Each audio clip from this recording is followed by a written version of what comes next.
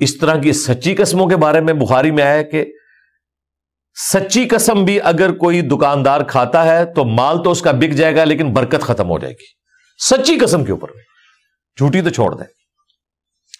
مرزے کی اس بات پر کل ہم نے گرفت کی تھی کہ بخاری کے اندر ایسی کوئی حدیث نہیں کہ سچی قسم کھانے سے برکت ختم ہو جاتی ہے۔ سچی قسم کا لفظ بخاری میں نہیں، بخاری میں صرف قسم کا لفظ ہے، اور اس کی شرح فتح الباری کے اندر واضح طور پر لکھا ہوا ہے کہ اس قسم سے جھوٹی قسم مراد ہے۔ صحیح بخاری حدیث نمبر 2087 ہے، اس میں آپ خود دیکھ سکتے ہیں۔ اب اس پر مرزے کے چاہنے والوں کو چاہیے تو یہ تھا کہ یا تو یہ ثابت کرتے بخاری میں یا پھر مرزے سے رجوع کرواتے، لیکن اس کی بجائے بعض چاہنے والوں نے گالم گلوچ شروع کر دی اور بعض نے مرزے کی حمایت جاری رکھی، باوجود اس کے کہ غلطی واضح ہو گئی تھی، لیکن انہوں نے بنیاد اس چیز کو بنایا کہ جی وہ تو فتح الباری میں لکھا ہے، یہ تو مولویوں کی باتیں ہیں، یہ تو فرقوں کی باتیں ہیں، حدیث میں تو صرف قسم کا لفظ ہے، حدیث کے اندر تو جھوٹی قسم کا لفظ نہیں لکھا، صرف قسم کا لفظ لکھا ہے۔ یعنی اس بات کو بہانہ بنا کر انہوں نے مرزے کی ہی حمایت کی، غلطی واضح ہونے کے باوجود۔ اب ہم اتمام حجت کے لیے خود حدیث سے ہی جھوٹی قسم کا لفظ دکھا دیتے ہیں۔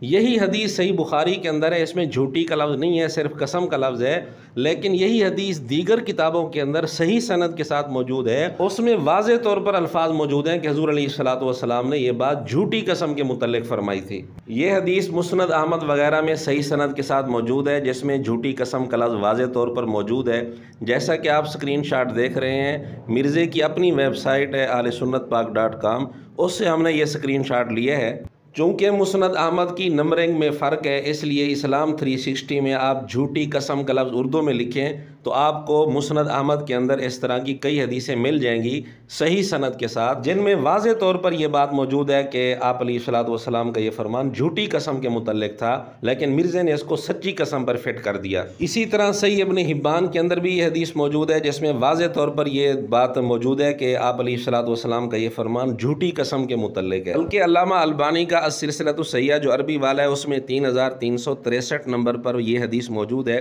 اس میں بھی یہ واضح الفاظ موجود ہیں کہ آپ علیہ السلام کا یہ فرمان جھوٹی قسم کے متعلق ہے۔ اب ہم دیکھتے ہیں مرزے کے شاگرد اب بھی مرزے کی حمایت پر برقرار رہتے ہیں یا نبی پاک صلی اللہ علیہ وآلہ وسلم کے فرمان کو تسلیم کرتے ہیں۔